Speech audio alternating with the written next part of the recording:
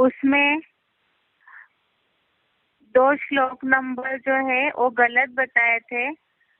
एक तो गीता में सबसे ऊंचा सुख कौन सा है? बुद्धि ग्राह्य अतीन्द्रिय सुख। इसका श्लोक नंबर है सही 6 का 21, अध्याय 6 श्लोक नंबर 21। और दूसरा प्रश्न, अतीन्द्रिय सुख कैसे मिलेगा? इसका सही श्लोक नंबर है 6 अध्याय का 20 नंबर श्लोक, अध्याय 6 श्लोक नंबर 20, अतीन्द्रिय सुख कैसे मिलेगा। उसके बाद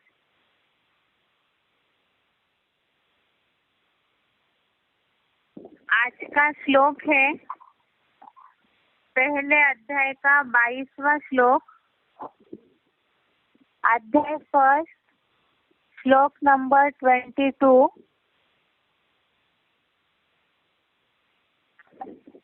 श्लोक बता रहे अभी।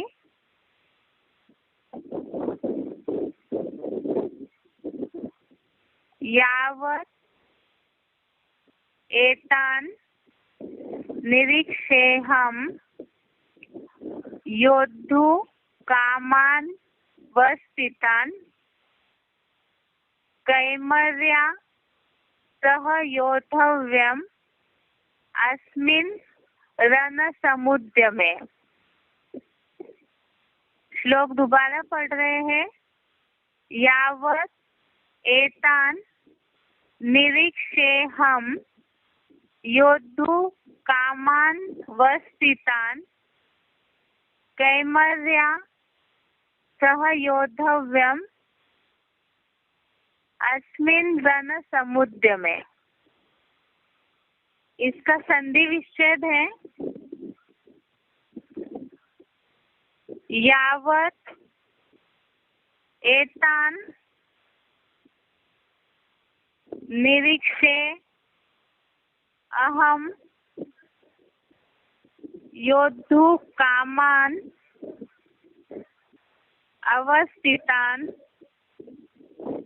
कै मया सह योद्धव्यम् अस्मिन् रणसमुद्यमे। एक बार इसका उच्चारण सुनते हैं।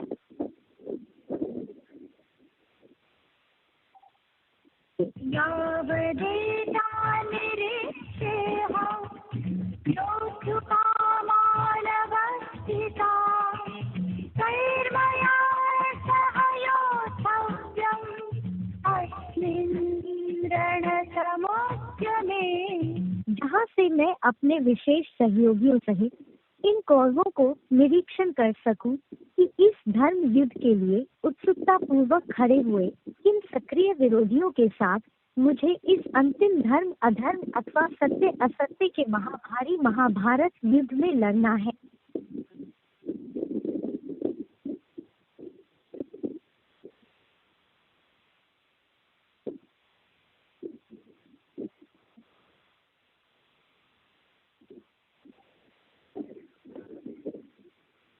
इसका अर्थ समझते हैं अभी। यावत् अहम एतान् निरीक्षे।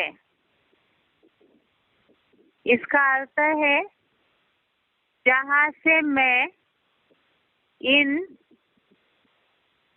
इनको निरीक्षण कर सकूं। आगे है योद्धु कामान अवस्थितान कै सह। इसका अर्थ है युद्ध के लिए उत्सुकता पूर्वक खड़े हुए किनके साथ। आगे है मया अस्मिन् रणसमुद्यमे योद्धव्यम। इसका अर्थ है मुझे इस युद्ध में लड़ना है। एक बार अर्थ पढ़ रहे इसका। जहाँ से मैं इनको निरीक्षण कर सकूं, युद्ध के लिए उत्सुकता पूर्वक खड़े हुए किनके साथ मुझे इस युद्ध में लड़ना है। तो ये बात कल का श्लोक हमने पढ़ा था कि अर्जुन ने भगवान से बोला है कि रथ जो है कौरव पांडव दोनों सेनाओं के बीच में गुप्त रीति से सुरक्षा पूर्वक खड़ा करे। तो उसके आगे का ये श्लोक है, वो क्यों खड़ा करना चाहता है रथ दोनों सेनाओं के बीच में, तो उसके संदर्भ में यहाँ बताया है। अर्जुन ने ये बोला कि जहाँ से मैं इनको निरीक्षण कर सकूं, युद्ध के लिए उत्सुकता पूर्वक खड़े हुए किनके साथ मुझे इस युद्ध में लड़ना है। अर्थात अर्जुन को ये जानने की इच्छा है कि वो किसके किसके साथ लड़ रहा है, तो बीच में खड़े हो करके वो दोनों सेनाओं को देखना चाहता है। यहाँ क्लैरिफिकेशन लिखा हुआ है, जहाँ से मैं अपने विशेष सहयोगियों सहित, अर्थात पांडवों में जो भी बड़े बड़े योद्धाएं हैं, या तो जैसे हमने इसके पहले समझा कि चारों ओर फैले हुए जो ब्राह्मण है, एडवांस ब्राह्मण, उन्होंने भी अपना मुख रूपी शंख बजाया। तो ऐसे जो सहयोगी है शिव बाबा की प्रत्यक्षता में, या तो कौरवों का देहभान जहाँ खत्म करना है, तो जो पांडव सेना के सहयोगी है, ऐसे सहयोगियों सहित इन कौरवों को निरीक्षण कर सकूं, इस धर्म युद्ध के लिए उत्सुकता पूर्वक खड़े हुए किन सक्रिय विरोधियों के साथ। सक्रिय अर्थात एक्टिव, माना पूरी तरह से जो क्रियाशील है, युद्ध के लिए पूरे खड़े हैं। जो यहाँ बताया कि इस धर्म युद्ध के लिए उत्सुकता पूर्वक माना बहुत उनको उमंग है, या युद्ध के लिए वो बिल्कुल तैयार खड़े हैं। ऐसे जो कौरव सेना है, तो ऐसे सक्रिय विरोधियों के साथ मुझे इस अंतिम धर्म अधर्म अथवा सत्य असत्य के महाभारी महाभारत युद्ध में लड़ना है। तो यहाँ अंतिम धर्म और अधर्म अथवा सत्य असत्य के महाभारी महाभारत युद्ध में लड़ना है। तो अभी जो समय चल रहा है वो तो महाभारत का समय चल रहा है, जो हम गीता जब से समझते आए शुरू से, तो उसमें ही ये बात बताई। जो गीता के 18वें अध्याय के 66वें श्लोक में, गीता का 18 अध्याय श्लोक नंबर 66, इसमें जो बताया है कि सारे धर्म संप्रदाय, मठ संप्रदाय वाले कलयुग के इस धर्म क्षेत्र कर्म क्षेत्र की भूमि में इकट्ठा हुए हैं, और जितनी भी मनुष्य आत्माएं हैं वो इन सब धर्मों से रिलेटेड है।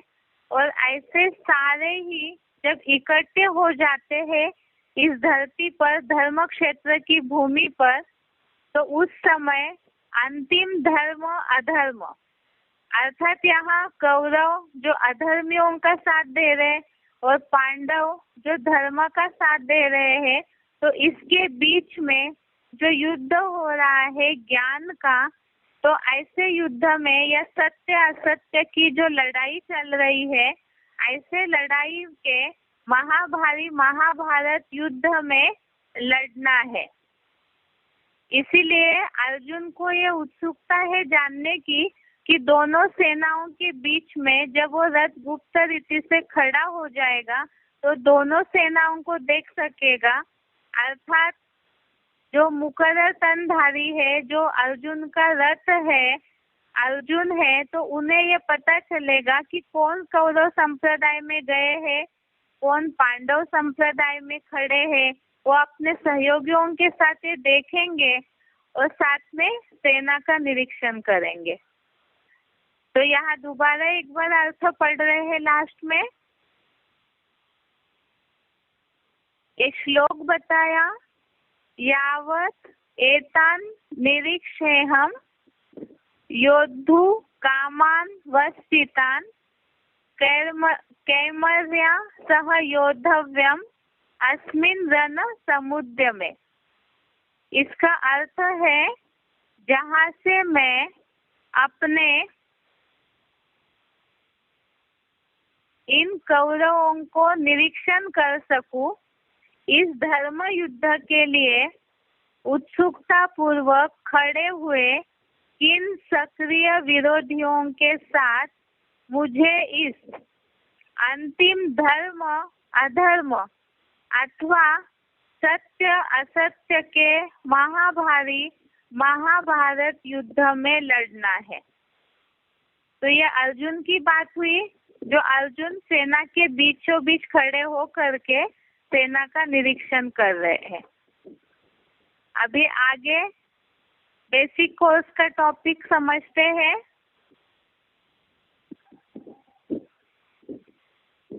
जिनके पास स्मार्टफोन है उनको स्क्रीन में बुद्धि से रिलेटेड एक चित्र डला हुआ है, वो दिखाई दे रहा होगा। और जिनके पास स्मार्टफोन नहीं है, मतलब बड़ा फोन नहीं है, छोटा फोन है, तो वो जो पुराना गीता का किताब है या जो गीता का भगवान किताब है, उसमें जो दूसरा वाला किताब है गीता का पहले वाला, उस गीता के भगवान की किताब में भी एक चित्र डला हुआ है। इस श्लोक को हमने भूमिका में भी समझा है, जिसमें दिखाया जाता है कि कृष्ण जो है वो अर्जुन के रथ के सारथी है और रथ चल रहा है।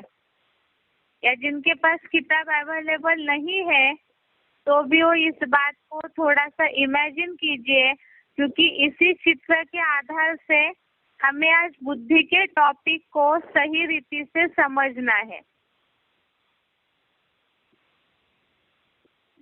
जो रथ का चित्र दिखाया जाता है, उस रथ के चित्र में एक तो है रथ में बैठने वाला रथ का मालिक, दूसरा है रथ को चलाने वाला सारथी, साथ में घोड़े दिखाए जाते हैं और घोड़ों की लगाम जो है वो सारथी के हाथ में रहती है। आज हम बुद्धि का टॉपिक समझ रहे हैं। अभी तक हमने आत्मा और शरीर के अंतर को समझा, उसके बाद फिर मन का आत्मा के साथ क्या कनेक्शन है, क्या पार्ट है मन का, और सूक्ष्म इंद्रियां किस तरह कार्य करती है, उसे समझा है। और अभी हमें इसी लिंक से बुद्धि के टॉपिक को समझना है कि बुद्धि का क्या महत्व है मनुष्य जीवन में। क्योंकि बुद्धि जो है मनुष्य को, जो बाबा भी मुरली में बोलते हैं कि ये हजारों नियामत दात मिली हुई है, अर्थात गिफ्ट के रूप में मनुष्यों को बुद्धि मिली हुई है। तो इस बुद्धि का क्या पार्ट है उसे हमें समझना है सही रीति से। जैसे कि एडवांस नॉलेज में हम बहुत आगे आ चुके हैं अभी तो, लेकिन फिर भी बाबा मुरलियों में ये बात बोलते हैं कि जिनका बेसिक नॉलेज का फाउंडेशन पक्का होगा तो वही आत्मिक स्थिति की अच्छी प्रैक्टिस कर सकते हैं। तो मन का क्या काम है, बुद्धि का क्या काम है, इसे अगर हम सही रीति से समझेंगे तभी हम इंद्रियों पे कंट्रोल प्राप्त कर सकते हैं, मन को एकाग्र कर सकते हैं और ज्ञान में चलते चलते भी एक सुखी जीवन की अनुभूति कर सकते हैं। अभी यहाँ सबसे पहले हमें समझना है, जो ये शरीर जो है ये रथ है, शरीर की इंद्रियां ये घोड़े है और इन घोड़ों का लगाम अर्थात जो रस्सी होती है वो मन है और बुद्धि जो है वो सारथी है। तो इसीलिए इंद्रियों से वास्तव में शक्तिशाली मन है, क्योंकि मन सूक्ष्म है, जिसे हमने समझा है मन के टॉपिक में। और मन से भी शक्तिशाली बुद्धि है, क्योंकि बुद्धि जो है वो रस्सी अर्थात मन के लगाम को पकड़ने वाला सारथी है। तो इसीलिए बुद्धि इससे भी शक्तिशाली है। तो इसी के लिए ही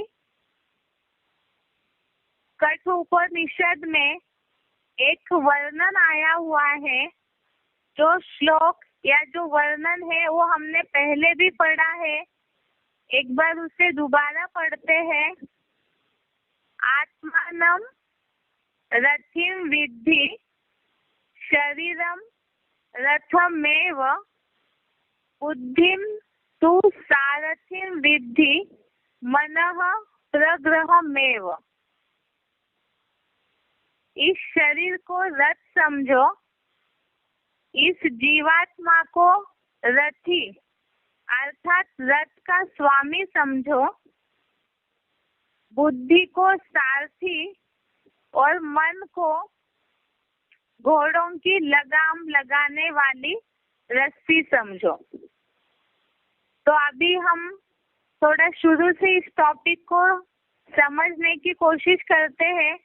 वैसे तो बहुतों ने लिंक लिखी होगी, फिर भी एक बार शॉर्ट में शुरू से इस बात को समझते हैं। जैसे शुरू में हमने समझा था कि आत्मा और शरीर में क्या अंतर है। शरीर विनाशी है और आत्मा अविनाशी है।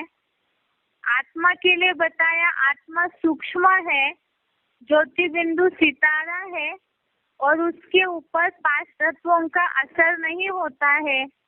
और शरीर जो है वो पंचभूतों से बना हुआ पुतला है, अग्नि, वायु, आकाश, जल, पृथ्वी, 5 तत्वों से शरीर जो है वो बना हुआ है। तो इसीलिए ये शरीर के ऊपर 5 तत्वों का असर होता है। और इस शरीर में इंद्रिया जो है, उन 10 इंद्रियों के द्वारा वास्तव में ये शरीर कार्य करता है। और 10 इंद्रिया माना 5 कर्मेंद्रिया है, जिससे शरीर कर्म करता है, और 5 ज्ञानेंद्रिया है, जिससे ये शरीर को कोई भी बातों का ज्ञान होता है। जैसे कि ज्ञानेंद्रिया माना आँख है, जिससे देखते हैं, कान है जिससे सुनते हैं, नाक है जिससे सूंघते हैं, जीभ है जिससे रस लिया जाता है। तो इस तरह से ऐसी जो 5 इंद्रियां है, एक तो स्पर्श इंद्रिया, तो ये जो 5 ज्ञानेंद्रिया है, इनके द्वारा मनुष्य को ज्ञान होता है चीजों का, सुनने का, देखने का। और ये जो इंद्रिया है, इंद्रिया जो बताया प्रकृति के सत रस तम, इन गुणों में बंधी हुई होने के कारण जिस तरह से प्रकृति का असर, इन 3 गुणों का असर इंद्रियों पे होता है, और इंद्रियों में अर्थात शरीर रूपी पिंजड़े में आत्मा बंधी हुई है, तो उसके कारण इंद्रिया जिस तरह से कर्म करती है तो मन को वो खींच लेती है। जिसके लिए हमने शुरू में टॉपिक में समझा, जिस तरह से आत्मा को शरीर के साथ जन्म लेना पड़ता है, जन्म मरण के चक्र में आती है, तो इसका कारण हमने समझा था, क्योंकि सत रस तम 3 गुणों का असर होने के कारण आत्मा को दूसरा जन्म लेना होता है, दूसरा शरीर धारण करना होता है। दूसरी बात हमने समझी थी कि आत्मा निर्लेप नहीं है। इसलिए निर्लेप नहीं है क्योंकि जन्म मरण के चक्र में जब आत्मा आती है, सत रस तम गुणों के बंधन में आती है और उसका असर इंद्रियों पे होता है, तो उसके कारण लेपछेप चढ़ता है, और जो लेपछेप आत्मा के ऊपर चढ़ता है तो उसके कारण ही वो अगला जन्म लेती है। जब अगला जन्म लेती है आत्मा, तो फिर इंद्रियों के बंधन में आकर मन चलायमान होता है, जिसके लिए हमने मन के टॉपिक में समझा है कि मन ये जो संकल्प शक्ति है, जो घोड़े की तरह दौड़ता है, तो ये घोड़ा जो मन है वायु की तरह दौड़ने वाला, इसका लगाम पकड़ने वाला सारथी है बुद्धि। इसीलिए मन को कंट्रोल करना जरूरी है। अगर मन इंद्रियों की धारा में नहीं बहेगा, जो बताया कि बलपूर्वक बुद्धिमान पुरुष को भी ये जो मत डालने वाली इंद्रिया है वो बलपूर्वक मन को खींच लेती है, और मन जब चंचल हो जाता है तो बुद्धि की निर्णय शक्ति, परख शक्ति या समझ शक्ति जो है वो उसमें प्रभावित हो जाती है। लेकिन वास्तव में होना क्या चाहिए, यहाँ बुद्धि का क्या पार्ट है? जो यहाँ बताया, बुद्धि जो है वो सारथी है, इस शरीर को चलाने वाली, मन को चलाने वाली सारथी है। तो इसीलिए अगर ये घोड़े का लगाम मन को पकड़ के रखेगी तो इंद्रिय रूपी जो घोड़े हैं वो दौड़ेंगे नहीं, या तो गलत राह में भटकेंगे नहीं। वास्तव में मनुष्य जीवन में बुद्धि का ही सबसे ज्यादा पार्ट है। अब इसमें और एक श्लोक है,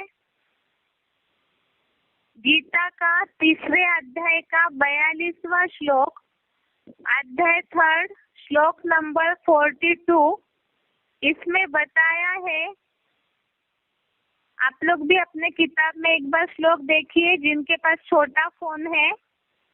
3 अध्याय का 42 नंबर श्लोक, 3 अध्याय 3rd अध्याय का 42 श्लोक।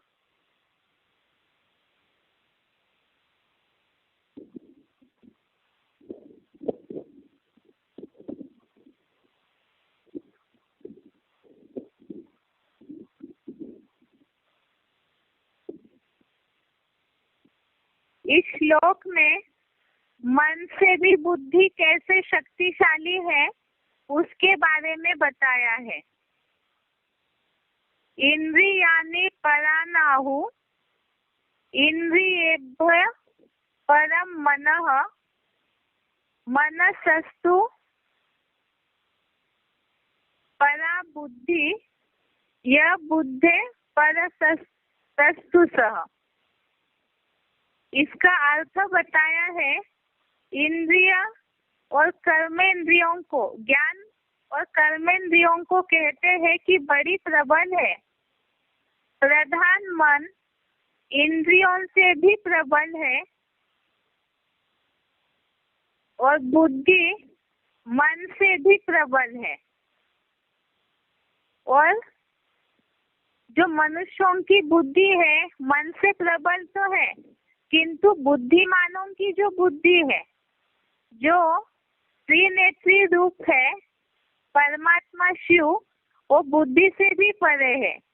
वास्तव में अर्थ में इस तरह से लिखा है, एक बार पूरा अर्थ पढ़ते हैं। ज्ञान और कर्मेंद्रियों को कहते हैं कि बड़ी प्रबल है। प्रधान मन इंद्रियों से प्रबल है। अल्लाह अव्वल दिन, त्रिनेत्री शंकर, जगत पिता जैसी बुद्धि मन कपिध्वज से भी प्रबल है, किंतु जो त्रिनेत्री रूप बुद्धि से परे है वह तेरे रथ में त्रिकालदर्शी सदा शिव की ही ज्योति है। तो यहाँ तो परमात्मा के लिए बताया हुआ है, जो बुद्धिमानों की भी बुद्धि है। और बात है कि जो मनुष्यों का मन है उससे भी शक्तिशाली बुद्धि है। तो इसीलिए अगर बुद्धि को सही रखते हैं तो उससे ऑटोमेटिकली ही मन जो है वो कंट्रोल में आएगा, जिसके लिए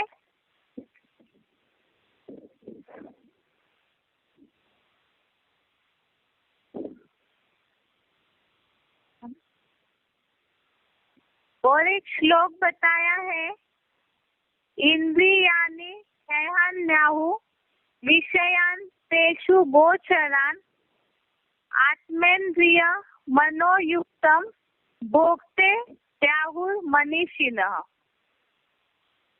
ये जो आत्मानम रथिम विद्धि है, इसी श्लोक का आगे का भाग है ये। इसका अर्थ है, इस शरीर के अंदर जो इंद्रियां है उन्हीं को घोड़े समझो और इंद्रिय गोचर विषयों, इंद्रियों के विषयों जो उन घोड़ों के विचरण के मार्ग मन और इंद्रियों से युक्त उस आत्मा को ही विद्वान भोक्ता बताते हैं। तो यहाँ बताया कि शरीर के अंदर जो इंद्रियां है उन्हीं को घोड़े समझो। चित्र में भी दिख रहा होगा स्क्रीन में कि घोड़ों के ऊपर इंद्रिया लिखा हुआ है और इंद्रिय गोचर विषयों अर्थात इंद्रियों के विषयों जो उन घोड़ों के विचरण के मार्ग अर्थात इंद्रिया जिस विषय भोगों का अनुसरण करती है या भोगती है, तो यही एक घोड़ों का मार्ग है अर्थात रास्ता है, अर्थात ज्ञानेंद्रियों या कर्मेंद्रियों से जो हम मनुष्य विषय भोगों का सेवन करते हैं। तो वास्तव में विद्वान लोग तो ये बताते हैं कि मन और इंद्रियों से युक्त वो आत्मा को ही विद्वान लोग भोक्ता बताते हैं। अभी यहाँ है जो हमने पहले भी समझा कि मन जो है वो इंद्रियों के आगे बरबस होके चला जाता है, तो इसीलिए ही बुद्धि की जो पकड़ है वो सही होनी चाहिए। तो वास्तव में मनुष्य जीवन में बुद्धि का क्या पार्ट है वो समझना बहुत जरूरी है। जैसे मन के लिए हमने अभी तक समझा कि मन माना संकल्प शक्ति, आत्मा की ये सूक्ष्म इंद्रिया है मन, बुद्धि और संस्कार। इसमें मन है संकल्प शक्ति और बुद्धि है निर्णय करने की या परखने की शक्ति। जैसे बुद्धि का जो चित्र है उसमें तराजू दिखाया जाता है अर्थात सही या गलत को तोलना, निर्णय करना।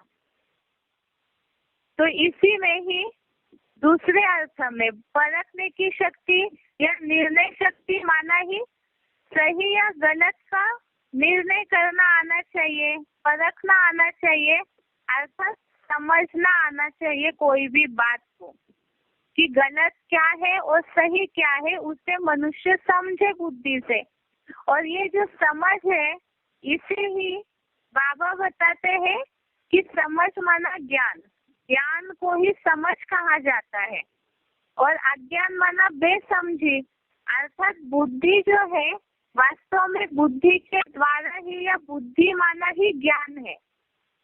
तो ये बुद्धि का जीवन में क्या पार्ट है जिसके लिए दुनिया में भी लोग बोलते हैं, कहावत है, जहाँ सुमति वहाँ संपत्ति नाना, जहाँ सुमति वहाँ विपत्ति निधाना। जैसे मन के लिए हमने कहावत समझी कि मन खुश तो जहान खुश, अर्थात मन अगर स्थिर है, एकाग्र है तो सब ठीक रहेगा। सारी बीमारियां मन के डिस्टर्ब होने से आती है। लेकिन यहाँ खास बात क्या है, अगर मन, ये जो लगाम है मन की, रथी अर्थात जो राजा है वो अपने मंत्रियों पर, मन मंत्री पे सही करके रखेगा, राज्य में गड़बड़ नहीं होगी। इसी तरह से बुद्धि जो है, जो बताया सारथी है अर्थात मन मंत्री को बुद्धि जो है राजा, उसे कंट्रोल करके रखना है। इसीलिए यहाँ बताया कि सुमति वहाँ संपत्ति नाना अर्थात सु माना अच्छी, मति माना बुद्धि।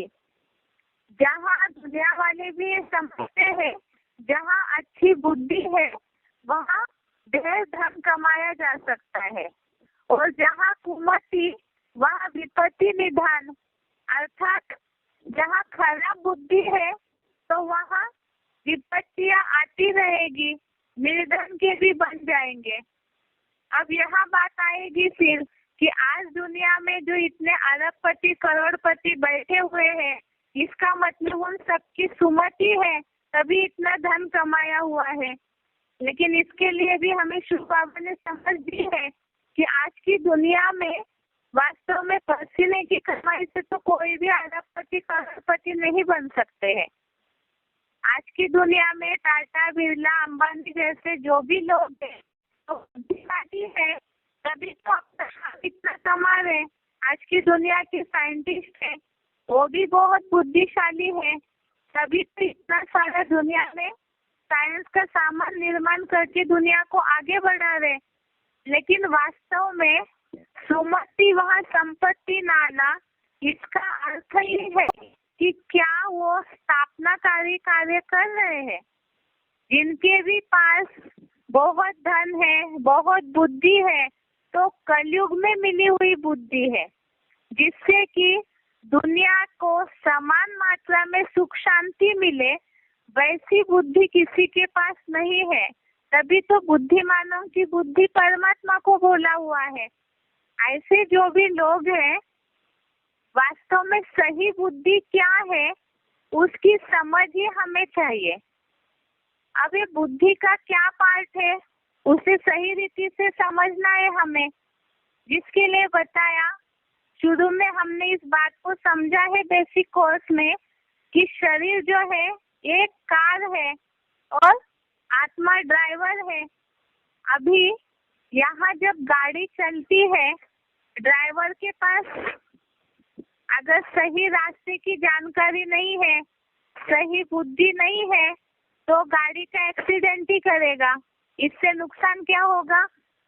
गाड़ी भी खराब होगी, साथ में गाड़ी में जो बैठे लोग हैं उनको भी नुकसान होगा। अगर वो गाड़ी का ज्यादा एक्सीडेंट हुआ है तो रास्ते में जो गाड़ियां चली है उनको भी प्रॉब्लम हो जाएगा। तो इसीलिए यहाँ बात ये है कि अगर बुद्धि अच्छी है तो कहीं भी एक्सीडेंट ही नहीं करेगा ड्राइवर। अर्थात आज की दुनिया में सबसे ज्यादा बुद्धि का महत्व लोगों के पास नहीं है। सही ज्ञान क्या है, सही बुद्धि माना क्या है, उसकी समझ लोगों के पास न होने के कारण ही आज दुनिया में इतना दुख अशांति फैली पड़ी है। तो इसीलिए ही मूल है कि ये बुद्धि को अगर सही करते हैं, जो बताया है कि बुद्धि को अगर सही करें तो अपने आप ही मन भी सही हो जाएगा, मन की संकल्प शक्ति भी सही चलने लगेगी। जिसके लिए बहुत सारे ऐसे उदाहरण हैं, जैसे बताया कि ये 1000 नियामत बुद्धि जो है वरदान के रूप में मिली हुई है। अब हम कोई शास्त्रों का उदाहरण लेते हैं, सही बुद्धि मिली लेकिन अगर उसको प्रयोग करना नहीं आया, माना समझने की शक्ति नहीं है। बुद्धि का वरदान तो सभी मनुष्यों के पास है, लेकिन समझ शक्ति नहीं है, उसको सही रीति से प्रयोग करना नहीं आ रहा है, तो उससे नुकसान हो रहा है। जैसे भस्मासुर को वरदान तो दिया था, जिस पे भी हाथ रखेंगे वो भस्म हो जाएगा। वरदान तो अच्छा था, तो चाहे तो स्थापनाकारी कार्य कर सकता था, लेकिन क्या किया? ऐसी बुद्धि घूम गई कि भगवान का विनाश करने में ही लग पड़े। तो ऐसे हो गया कि अपना ही दुर्भाग्य खींच आया और अपने ही बुद्धि रूपी हाथ से अपना ही भाग्य खराब कर लिया। तो इसी तरह से जो दुनिया में बोला जाता है, मुरलियों में भी हम सुनते आए हैं कि बुद्धि जो है बुद्धि रूपी हाथ है। बुद्धि को बहुत सारी तुलना की हुई है, जैसे बुद्धि रूपी पेड़ बोला है, बुद्धि रूपी हाथ भी बोला हुआ है, और ये बुद्धि माना ही ज्ञान है। तो बुद्धि रूपी हाथ से अगर हम सही चीजें कैच करें, हाथों से सही कर्म करें, माना बुद्धि से सही निर्णय ले तो जीवन सफल हो जाएगा। तो इसीलिए ही बुद्धि जो बताया है, मुट्ठी में है तकदीर तुम्हारी। तो जो स्थूल हाथ की मुट्ठी है उसमें कैसे तकदीर हो सकती है? ये जो बुद्धि रूपी हाथ है इसी में ही हमारी तकदीर, हमारा भाग्य लुंधा हुआ है। लेकिन वो भाग्य बनाना या दुर्भाग्य बनाना ये हमारे बुद्धि के परख शक्ति पे, निर्णय शक्ति पे, समझ शक्ति पे डिपेंड करता है कि हम अपने बुद्धि का, अपने ज्ञान का सही प्रयोग कर रहे हैं या नहीं कर रहे हैं। जैसे कि मन ने संकल्प किया, मन तो घोड़ा है तो दौड़ता रहेगा, कहीं भी जहाँ रास्ता दिखे वो दौड़ता रहेगा, क्योंकि मन के पास वो शक्ति नहीं है, वो पावर नहीं है। घोड़े जो है वो तो जानवर है, वो तो दौड़ते ही रहेंगे। मनुष्य और जानवरों में खास क्या अंतर है? जानवरों को आवेग आता है तो कोई भी काम कर बैठते हैं, उनको ये समझ नहीं है कि वो सही कर रहे हैं या गलत कर रहे हैं। लेकिन मनुष्यों को ये वरदान के रूप में बुद्धि मिली है, जिसमें अगर मन में आवेग आता भी है, मन चंचल हो भी जाता है, तो भी अगर बुद्धि मन के लगाम को, मन के संकल्पों को टाइट पकड़ के रखे तो जीवन में कभी भी नुकसान नहीं होगा। आज यही बताया मनुष्यों के दुखों का कारण क्या है। मन बीमार है इसलिए लोग दुखी है, मानसिक परेशानियां हो रही है, क्योंकि मन मेंटल डिप्रेशन जो है, मानसिक बीमारियां जो है, मन का दुखी होना, उसके आधार से शरीर बीमार पड़ना, एक इस कारण होता है मन में बहुत सारे संकल्प चलते हैं, क्योंकि आज लोगों के पास ये बुद्धि नहीं है कि जो संकल्प चल रहे हैं उनको रोकना भी होता है। ये तो ज्ञान में आने के बाद भगवान ने हमें बताया है कि बुद्धि का प्रयोग करो, बुद्धि का लगाम सही करेंगे तो मन की संकल्प शक्ति को कंट्रोल कर सकते हैं। इसीलिए मन और बुद्धि के अंतर को समझना जरूरी है। मन में चाहे कितने भी संकल्प निर्माण होते रहे, लेकिन बुद्धि अगर समय समय पे उस पे कंट्रोल करती रहे, जैसे कि राजा है, राज्य में गड़बड़ हो रही है, अगर उसने अपने मंत्रियों को, सैनिकों को खुली छूट दे के रखी तो राज्य में तो पूरा विध्वंस हो जाएगा और राज्य कभी भी सुखी नहीं बन सकता है। इसी तरह से अगर बुद्धि ने अपने मन मंत्री को, इंद्रिय रूपी सैनिकों को अर्थात घोड़ों को पूरी खुली छूट दे के रखी है तो मनुष्य जीवन में कभी सुखी ही नहीं हो पाएगा।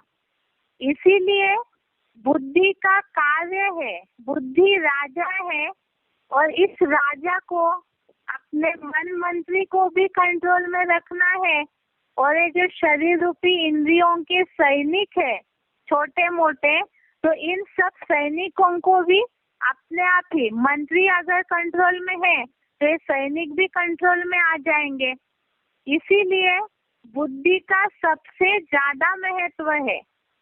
बहुत लंबे समय से ज्ञान में चलते चलते भी जो ऊपर नीचे जीवन में उतार चढ़ाव होता है, क्योंकि हमारा जो बेसिक पार्ट है मन बुद्धि और संस्कारों को समझने का, वो पार्ट ही हमारा पक्का न होने के कारण जिस तरह से आत्मा को एकाग्र करना चाहिए वो एकाग्रता नहीं हो पा रही है।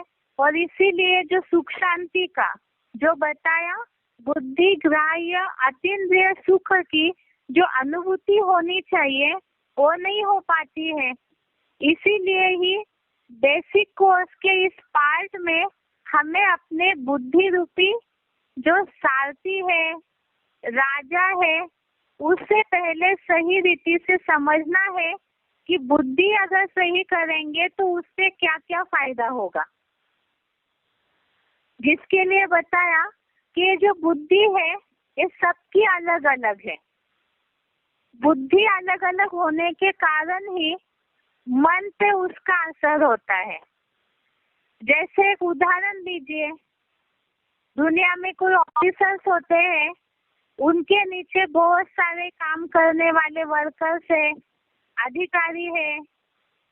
तो अगर उस ऑफिसर ने एक साथ 10 लोगों को डांट दिया तो उसमें से कुछ लोग ऐसे होंगे जो डोंट केयर कर देंगे उस बात को, कुछ लोग ऐसे होंगे जो थोड़ा सा सोचेंगे फिर छोड़ देंगे, अपना काम करेंगे, और कुछ लोग ऐसे हैं जो उसी बात को पकड़ करके पूरा ही डिस्टर्ब होते रहेंगे। किस कारण? क्योंकि बुद्धि का लगाम सही न होने के कारण मन में संकल्प चलते रहते हैं।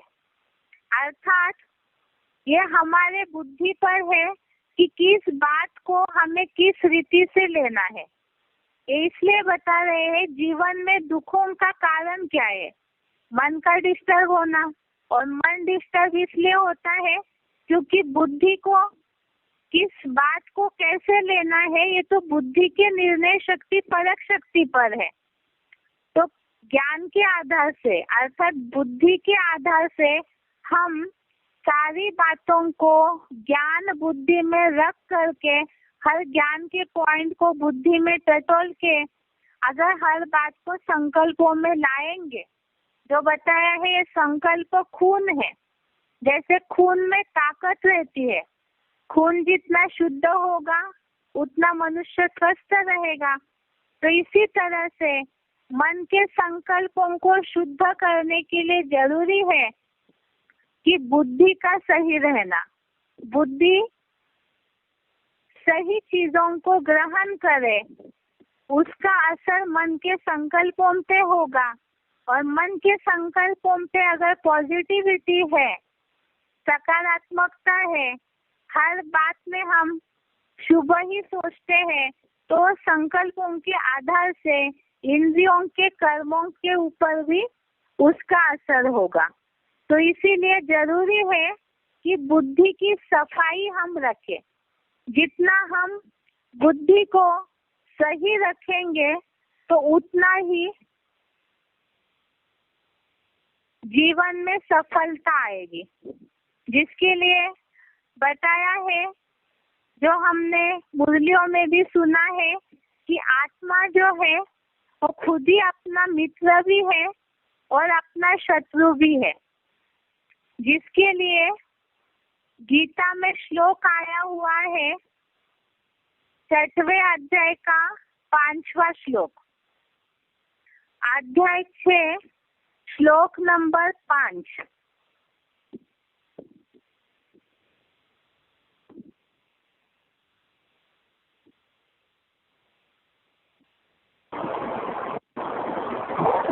कीमत हमारी लाठी है जिसे मुरली कहा जाता है। यहाँ जीवन में जितना मुरली के अनुसार चलाएंगे, जहाँ हम अपनी राजाई में भी जन्म जन्मांतर किस अनुसार चलेंगे, जन्म युग में जो हमने श्रीमत आत्मा में धारण की है उसी के अनुसार राजाई चलाएंगे और अपनी प्रजा को भी चलाएंगे। इसलिए बोला श्रीमत से सदगति। यहाँ संगम में सदगति है मन बुद्धि रूपी आत्मा की सदगति। क्या सदगति? जो गीता में बताई है।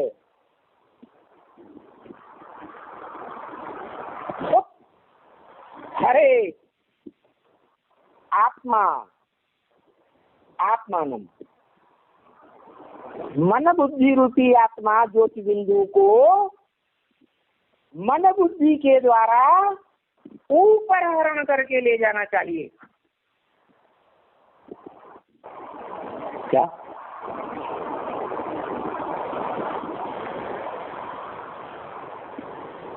सिर्फ आत्मा को ऊपर हरण करके ले जाने का काम करें,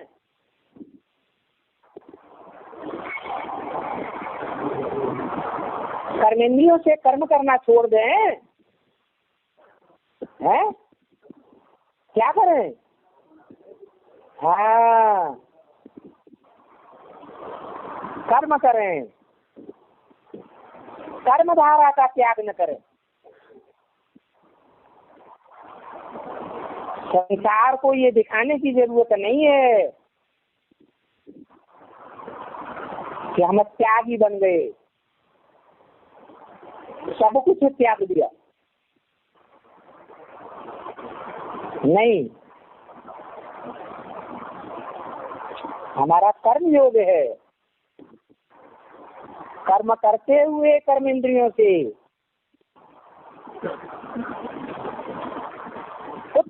हरेक आत्मा, आत्मा ने उत माने ऊपर, हरेक माने हरण करके ले जाए बुद्धि से जबरदस्ती। क्या? अगर आत्मा कोई स्थिति ऐसी आ जाती है, ऊपर की ओर जाती ही नहीं, मन बुद्धि ऊपर नहीं जाती है, ज्योति बिंदु रूपी आत्मा को हम ऊपर याद ही नहीं कर पाते हैं, तो भी क्या करें? है? छोड़ दें? अरे बच्चा है, छोड़ दो, छोड़ दें? है? नहीं, जैसे बच्चा या बच्चा बुद्धि कुमार्ग पर जाता है तो माँ बाप उससे कान पकड़ करके रास्ते पर ले जाते हैं, ऐसे ही जो ज्योति बिंदु रूपी आत्मा है, उस ज्योति बिंदु आत्मा को जबरियन उठरे ऊपर को ले जाए, कर्म इंद्रियों से कर्म करते हुए। ना आत्मानम अवसादे, इस ज्योति बिंदु आत्मा को नीचे न गिरने दे, गड्ढे में न जाने दे।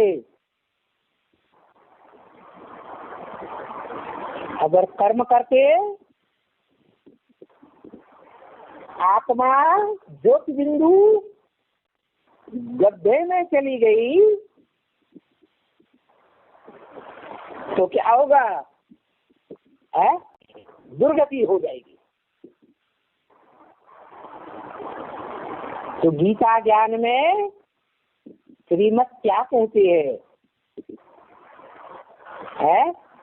यहाँ ब्राह्मण जीवन में सदगति क्या है? सत माने सच्ची गति, और दुर्गति क्या है?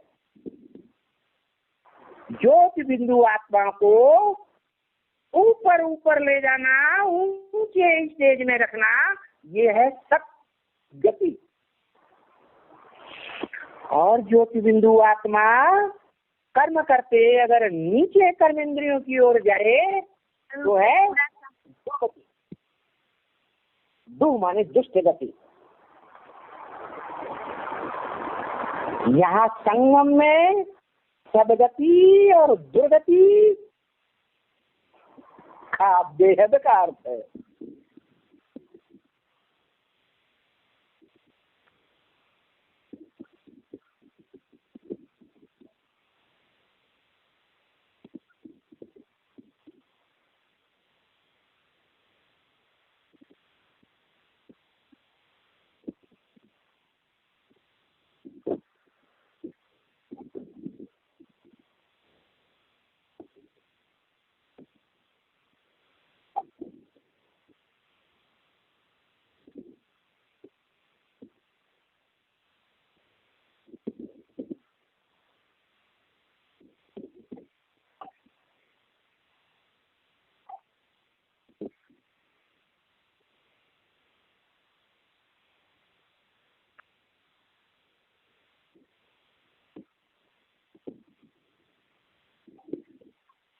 ये श्लोक है 6वें अध्याय का 5वां श्लोक। आज केवल इसका अर्थ पढ़ते हैं।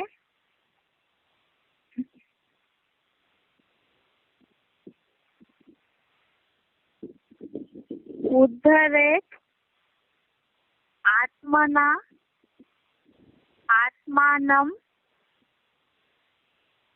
अवसादयेत आत्मा एव हि आत्मनो बंधु आत्मा एव रिपु आत्मनः।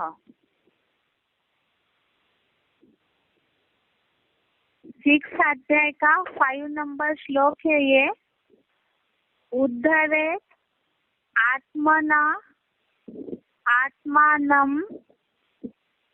अवसादयेत। उद्धरेत आत्मना आत्मानं न आत्मानं अवसादयेत।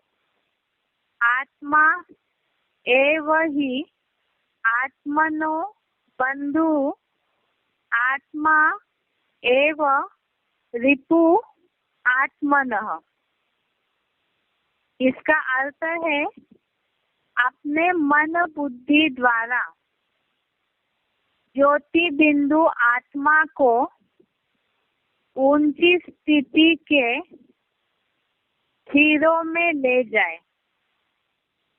आत्मा को भ्रष्ट इंद्रियों की अधोगति में न जाने दे, क्योंकि ज्योति बिंदु आत्मा ही अपना सदाकाल सहयोगी मित्र है। आत्मा ही अपना शत्रु है। हीरो पाठधारी विश्वामित्र ही विश्व का मित्र है। यहाँ मुरली पॉइंट लिखा है। मुरली तारीख 21/3/67। मुरली डेट 21 मार्च 67। इसमें पॉइंट बताया है जीवात्मा अपना ही मित्र है, अपना ही शत्रु है। तो जीवात्मा अपना मित्र और अपना शत्रु कैसे है वो कल हम समझते हैं।